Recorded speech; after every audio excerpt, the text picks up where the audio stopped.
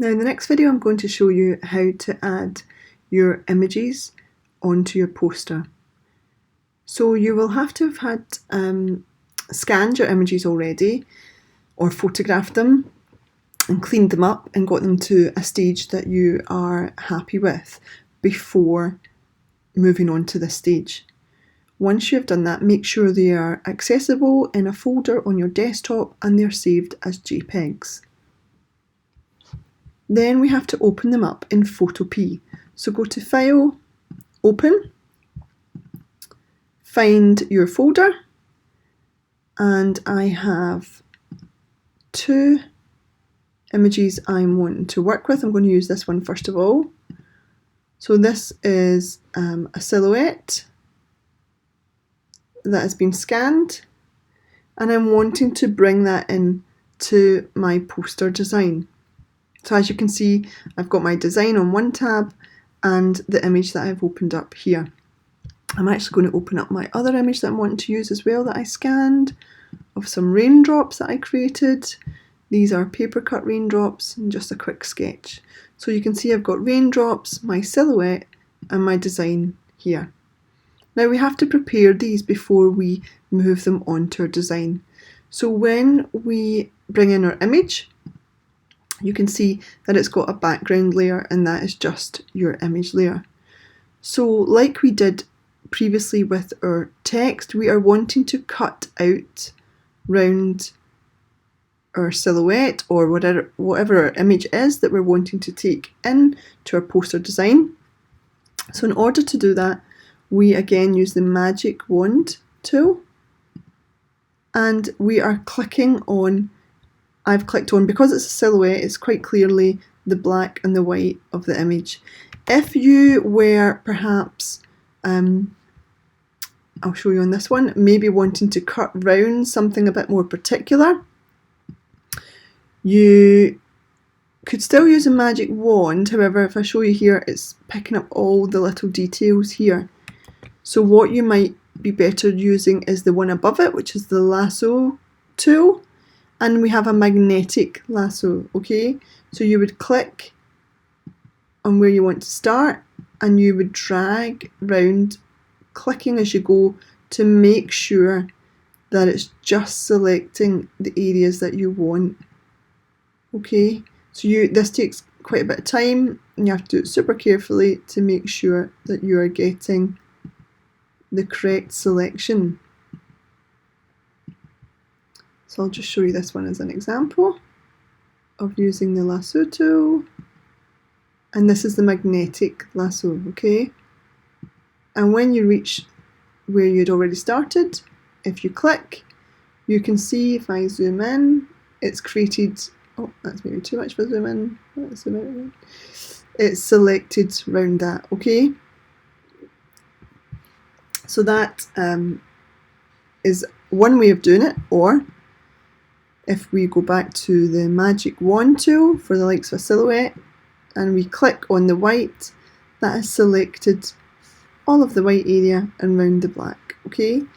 Then we are going to image, crop, oh no sorry, it's not, it's edit, cut. And you'll see that removes all of the white area except, can you see that it's kept the white area in these little sections? So if we go to deselect, that will stop selecting the outside. We go back to our magic wand and we just click on these areas here. Now we can either go to edit cut or we can just press delete on our keyboard and it should work. And again, if we find a little white bit, go into our tool, we can see there it's highlighted it. Press delete, and again, just if I zoom in, you can see it's still some white there on this bit actually, yeah, and then delete. So now we have just, the image is just the silhouette, we've got rid of all the white surrounding sections on there, okay? And then if we press our move tool and we click on that image and we literally just pull it and drag up to the tab that has our poster in it. Whoa, look at the size difference there. So that's brought our image on top of our poster, and it's created again a layer for it. Now I'm going to call this man dancing, so I know exactly what layer it is, okay? So that's the man dancing layer.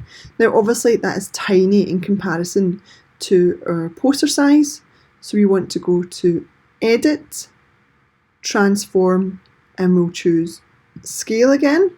Now making sure that we're still on the right layer, and we are stretching the image. Now a tip for this is, if you hold the Shift key down, if we go to, let's do that again, Edit, Transform, Scale, and if you hold the Shift key down before you drag, it will keep everything in the right proportion, like so, and it makes sure it's all correct. If you don't hold the Shift key down, you can make it really super narrow, you can make it, okay, so you kind of can warp it a little bit more. But I want to make sure it's all completely in the correct proportion, so I'm holding the Shift key down and then I'm dragging it to the size that I'm after, and I'm wanting this to be quite large on my poster. Now obviously I've gone for lots of blues, even the drop shadow on my text is dark blue, it's not black. So I am just going to place this first before I hit enter, which keeps it there. I am not keen on that being so strong black, so I'm maybe wanting to change the colour of it. And the way that I do that is I'm going to press my magic wand tool again, and I'm going to click on it so it highlights it all. Now remember, we're still on the man dancing layer, and I'm going to go down to my toolbar down the side, and I'm going to find this tool here. Now it can be the gradient tool, and if you click on it, it will give you a paint bucket tool. So if we click the paint bucket tool, that is what we're after. Now we then need to go down to the colour blocks down the bottom to select the colour that we're wanting. Now if we've chosen the colour picker and we've not paid attention to any of these numbers here, it's quite hard to remember what exact colour you used. But while the colour picker's open, you can use this crosshair option to click on a part of your poster, and it will pick up the colour that you have used. So I want to pick up that dark navy colour that's in the drop shadow, so if I click on that, you can see it brings it up at the top here. My circle immediately goes to there, and I press OK, and that makes this box, the foreground box, that selection of colour. I then make sure I'm on Paint Bucket Tool, and I click on my image, click on it a few times just to make sure the paint bucket covers everything, and it makes what was a black silhouette into that navy colour that's the same colour as my drop shadow. If I go to select, deselect, you can see I've got a sort of navy man dancing now. Now I kind of want this to go behind the text. I don't like the way it's coming in front of that R. So remembering that these two, the image and the rain, so I'm actually going to rename that the shadow. The rain one I'm going to name shadow because that's the shadow of my text. And I'm going to name this one rain because that's the rain. I want the man dancing to go behind both of them. So if I click on that layer and drag it down to behind shadow, you can see it puts the man dancing behind the text. Again, I feel it's a bit too strong in relation to the rest of the image. So I might want to change the opacity, which is up here. So we're on the man dancing layer, and we can start to change the opacity, which just makes the image more opaque. Okay, I think that looks quite good like this. Change it a bit to see, yeah, definitely lighter. So I'm going to go with it there.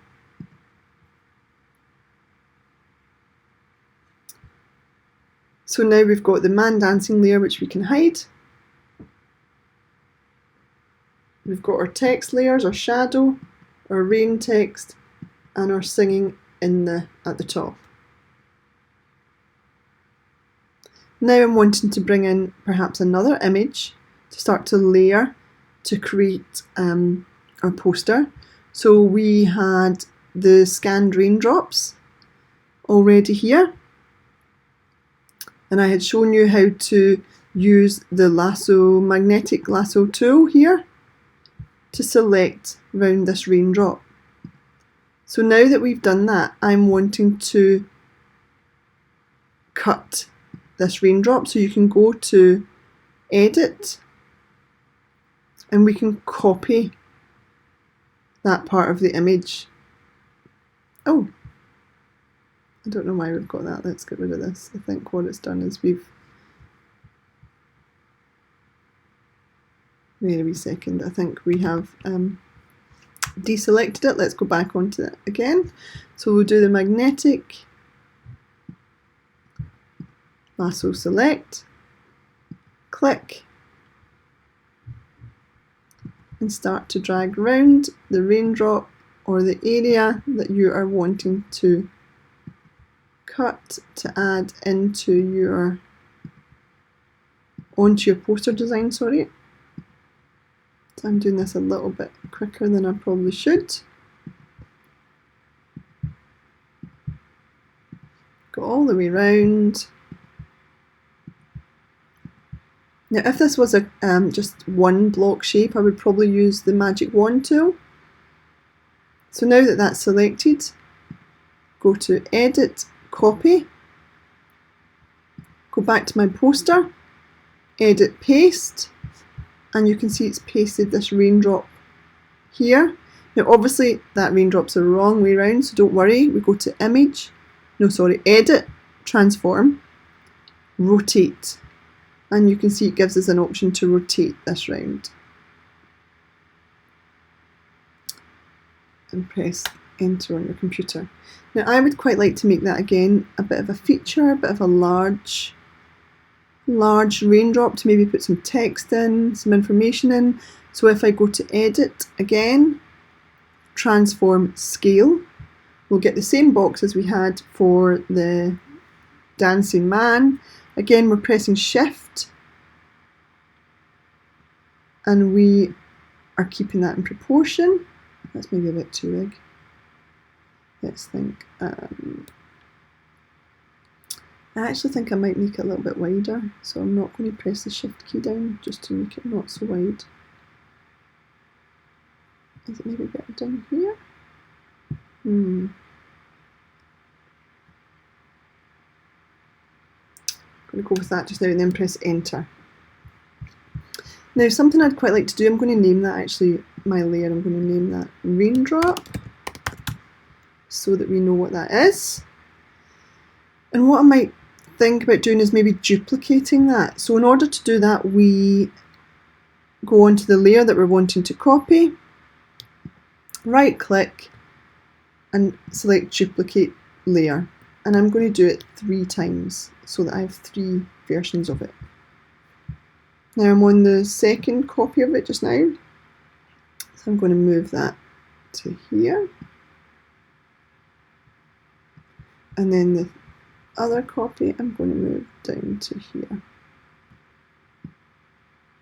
and you can kind of then start to mess about the placement a little bit. Now again, I want all of them to be behind the dancing man, so I'm going to click on his layer and I'm going to move him on top of those raindrops. Although it's opaque, you can't really see it, and I'm going to change the opacity to these as well. Not sure how that's looking, but we'll just...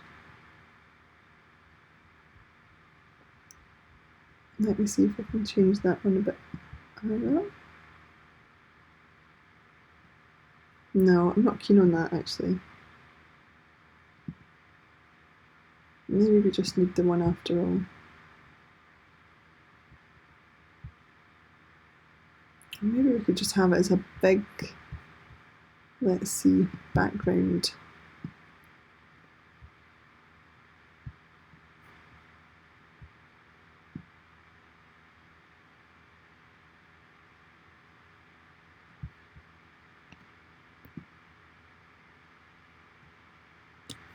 This is when you really have to start to mess around with placement, moving things around to see how things would work. Now I want to also rotate that because I don't like the way the top of that layer isn't centered. So transform, rotate. Let's shift it around a wee bit. Maybe just a wee bit to there. And then I'm wanting to put this behind the dancing man, which it is, and I'm going to make it really opaque. In fact, I think what I have to do is make the dancing man less opaque. There we go, that's starting to make a little bit of sense now, isn't it? And we can maybe bring some of these raindrops back in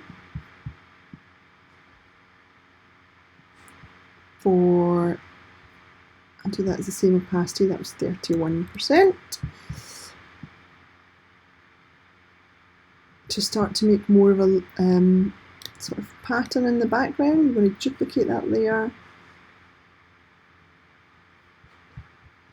Again, I'm going to duplicate it one more time by right clicking. Oh, no, right click, duplicate there. Maybe do them different sizes as well, so you can start to move things around and really start to get your design looking how you want it to look.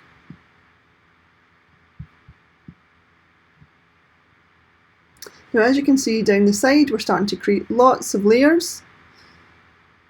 If you got your design to a stage that you were happy with, and you were pretty certain that you weren't wanting to make any changes to maybe your background or the font or the text, or maybe your design initially, and all you had to maybe do is some of your information text on top, the best thing to do would be to merge your layers down.